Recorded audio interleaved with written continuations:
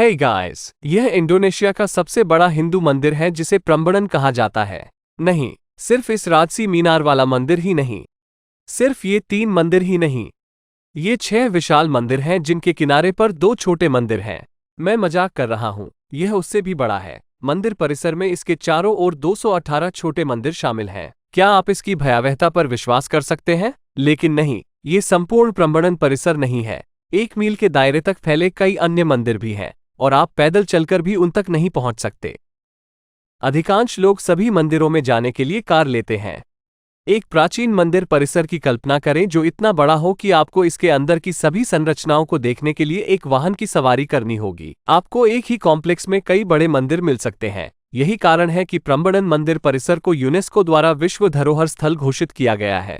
प्राचीन निर्माताओं ने इस विश्व आश्चर्य को कैसे बनाया? मैं अपने कैमरा से इस मंदिर के साथ न्याय नहीं कर सकता, क्योंकि मैं मुख्य मंदिरों को भी एक फ्रेम में कवर नहीं कर सकता। आप जो अकेले देख रहे हैं वह 48 एकड़ तक फैला हुआ है। कम से कम एक ड्रोन शॉटों में मैं आपको इतना कुछ दिखा सकता हूं, लेकिन लुम्बुंग और बुबरा जैसे सहायक मंदिरों को ड्रोन का उपयोग करके भी शामिल नहीं किया जा सकता है। इस मंदिर के अंदर आधुनिक मनुष्यों का आकार देखें। वे एक बड़े बर्थडे केक पर दावत कर रही चींटियों की तरह दिखते हैं, है ना? मैं आपको 360 डिग्री का दृश्य दिखा सकता हूं, जहां आप कम से कम इन 8 संरचनाओं को देख सकते हैं। लेकिन क्षैतिज रूप से ही नहीं, लंबवत रूप से भी यह मंदिर एक विशालकाय की तरह खड़ा है। मेरी ऊंचाई देखें और टावर की ऊंचाई देखें। यह 154 फीट ऊंचा एक विशाल टावर है। और यह मंदिर कब बनाया गया था? आर्कियोलॉजिस्ट्स और हिस्टोरियंस का कहना है कि इस मंदिर का निर्माण 850 ईस्वी के आसपास हुआ था, यानी यह लगभग 1200 साल पुराना है। इसका मतलब है कि इसके निर्माण के बाद न केवल सदियां बीत गई हैं, बल्कि पूरी सहस्राब्दी बीत गई है। और आपने सोचा होगा कि यह कंबोडिया के अंकोर वॉट मंदिर से प्रेरित हो सकता है, क्योंकि आप देख सकते हैं कि टावर्स पैन कोन की तरह दिखते हैं। लेकिन प्रम्बडन मंदिर का निर्माण अंकोर वाट के निर्माण से लगभग 300 साल पहले किया गया था, इसलिए यह अंकोर वाट मंदिर से कुछ शताब्दियों पहले का है। अंकोर वॉट मंदिर दुनिया का सबसे बड़ा हिंदू मंदिर है, लेकिन प्रम्बडन मंदिर न केवल इंडोनेशिया का सबसे बड़ा हिंदू मंदिर है, बल्कि यह पूरे साउथ ईस्ट एशिया में दूसरा सबसे बड़ा हिंदू मंदिर भी है। लेकिन ये सिर्फ मैक्रो नहीं है, ये सिर्फ आकार नहीं है जो आश्चर्यजनक है। इन नक्काशी में इन माइक्रो डिटेल्स को देखें। मैं इन नक्काशियों को देखते हुए हमेशा के लिए चल सकता हूं, और ये नक्काशियां हमें प्राचीन ग्रंथों में वर्णित अविश्वसनीय घटनाओं के बारे में बता रही हैं। जब हम इस तरह लापरवाही से चलेंगे तो हम हर नक्काशी में असाधारण सूक्ष्म विवरणों को याद करेंगे। उदाहरण के लिए इस नक्काशी को देखिए। यहाँ आप बहुत सारे लोगों को देख सकते हैं, लेकिन ये 2 आकृतियां ध्यान खींचने वाली हैं। आप इस आकृति को इस राक्षस पर तीर चलाते हुए देख सकते हैं। ये स्पष्ट रूप से एक राक्षस है, क्योंकि उसकी आंखें बाहर निकली हुई हैं और उसके दांत उसके मुंह से बाहर निकलते हुए दिखाए गए हैं। लेकिन नीचे देखिए, आप उसके पेट में एक और चेहरा भी देख सकते हैं।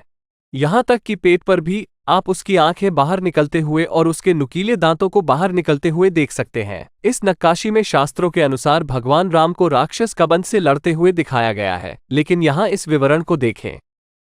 राम ने बाण छोड़ा, बाण बाईं ओर से उनके शरीर में जा लगा। इस बाण को आप यहाँ देख सकते हैं, लेकिन दूसरी ओर देखिए, बाण का सिर उनके शरीर को भेदकर बाहर आ गया है। एक शानदार विवरण, लेकिन अगर आप ध्यान से देखेंगे तो इस हिस्से में आपको थोड़ी सी ऊंचाई दिखाई देगी। कैमरा से आप इतना ही देख सकते हैं, लेकिन शरीर के अंदर तीर ने इस हिस्से को थोड़ा उभार दिया है। ये बाहर की ओर उभरा हुआ है और यह मेल खाता है अपनी ऊंची भौहों के साथ। कल्पना कीजिए कि यदि आप किसी शरीर के अंदर तीर डालेंगे तो क्या होगा? वो बाहर निकल आएगा, है ना? प्राचीन बिल्डरों ने इस शानदार नक्काशी को उकेरा है और कैमरे की वजह से आप इसे देख नहीं पाएंगे, लेकिन अगर आप यहाँ आएंगे और इस हिस्से को छुएंगे तो आपको उभार का एहसास होगा। लेकिन यह वो भी नहीं है जो मैं दिखाना चाहता था। मैं बस सूक्ष्म विवरणों में खोया हुआ हूँ। मैं तुम्हें ये दुष्ट सांप दिखाना चाहता था। ये दुष्ट सांप राक्षस के शरीर से निकल रहे हैं। वे एक प्रकार से राक्षस के सहायक उपकरण हैं, है ना? और वे भगवान राम से लड़ रहे हैं, और वे नायक को काटने और उन्हें हराने की कोशिश कर रहे हैं। ये सांप अच्छा कर रहा है, उसे काटने की कोशिश कर रहा है, लेकिन इसे देखो, इसका एक ही काम था। लेकिन ये क्या कर रहा है? राम की ओर देखने के बजाय वो विचलित होकर जमीन की ओर देख रहा है। क्यों? क्योंकि जमीन पर एक मेंढक है और यह सांप खाने का शौकीन है। इसे खाना बहुत पसंद है और भयंकर लड़ाई के दौरान भी यह खाने के बारे में ही सोच रहा है। और मेंढक को देखो, क्या वो सांप की मूर्खता पर मुस्कुरा रहा है? प्राचीन निर्माता ऐसे सूक्ष्म विवरण डालने में माहिर थे। उन्होंने 1200 साल पहले ऐसे गंभीर दृश्य में कॉमेडी डाल दी थी। वे बड़ी चतुराई से हमें बता रहे हैं कि राक्षस और उसके सहायक उपकरण मूर्ख हैं। अब ये केवल एक नक्काशी है जो 50 इंच भी लंबी नहीं है, लेकिन यह मंदिर परिसर लगभग 50 एकड़ तक फैला हुआ है और इसमें इस तरह की हजारों हजार नक्काशियां हैं।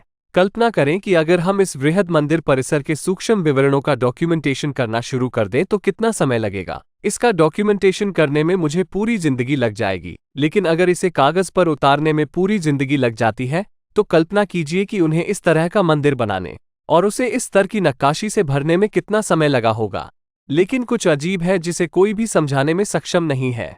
विकिपीडिया कहता है, इस मंदिर के निर्माण के मात्र 100 वर्षों के भीतर लोगों ने इस मंदिर को छोड़ दिया और इस क्षेत्र से पूरी तरह से दूर चले गए। कई सदियों तक छोड़ दिए जाने और खंडहर में छोड़ दिए जाने के बाद भी मंदिर पूरी तरह से नष्ट नहीं हुआ था। 1600 के दशक में एक बड़ा भूकंप आया था और पास के माउंट मेरापी से ज्वालामुखी विस्फोट भी हुआ था, और दुख की बात है कि मंदिर काफी हद तक बर्बाद हो गया था और एक सदी से भी अधिक समय तक किसी ने इतने भव्य मंदिर की परवाह नहीं की।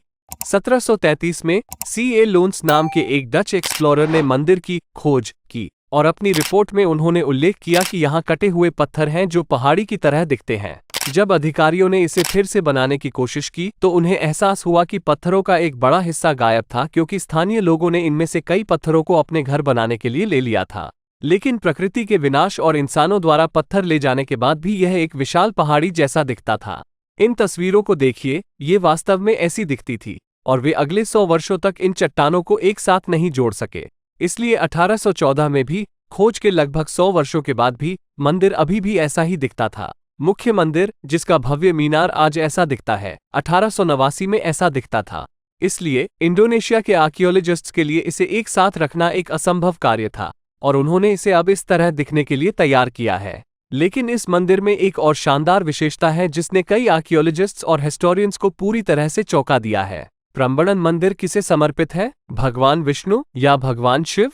पिछले दशक तक देखें तो ज्यादातर विशेषज्ञ यही कहते रहे कि संयुक्त हिंदू धर्म जैसी कोई चीज नहीं है। उनके अनुसार हिंदू शिव के अनुयायियों या विष्णु के अनुयायियों के रूप में विभाजित थे और उनका दावा है कि वे हमेशा एक दूसरे के खिलाफ लड़ते थे। वास्तव में कई परिष्कृत लेखकों का मानना है कि 1000 साल पहले कोई हिंदू धर्म नहीं था, केवल शैव या शिव पंथ और वैष्णव या विष्णु पंथ ही अस्तित्व में थे। लेकिन यहाँ 1200 साल पुराना यह मंदिर इस मिथ को पूरी तरह से तोड़ देता है। यह मंदिर हिंदू धर्म के 3 महान देवताओं शिव, विष्णु और ब्रह्मा को एक साथ समर्पित है। प्रम्बड़न मंदिर अकेले ही इस सिद्धांत को नष्ट कर देता है जो दावा करता है कि कोई एकजुट हिंदू धर्म नहीं था। यही कारण है कि आप इन 3 विशाल ट्वरों को देखते हैं। प्रत्येक ट्वर 3 देवताओं में से एक को समर्पित है। यह मंदिर साबित करता है कि 1200 साल पहले हिंदू एकजुट थे और एक ही स्थान पर सभी देवताओं की पूजा करते थे, और यहाँ तक कि शिव मंदिर के अंदर भी आप विष्णु की नक्काशी कर सकते हैं। इसलिए यह मंदिर वास्तव में एक मिथक को तोड़ने वाला है। यह इस विचार को तोड़ता है कि प्राचीन काल में कोई एकजुट हिंदू धर्म नहीं था। लेकिन मैं अभी प्रम्बड़न मंदिर की सतह को खंगालना शुरू कर रहा हूँ। अपने अगले वीडियो में मैं आपको इस मंदिर के बारे में एक और चौंकाने वाली जानकारी दिखाऊंगा। मुझे उम्मीद है कि आपको यह वीडियो पसंद आया होगा। मैं प्रवीण मोहन हूँ। देखने के लिए बहुत बहुत धन्यवाद। सब्सक्राइब करना ना भूलें और मैं जल्द ही आपसे बात करूंगा। बाय।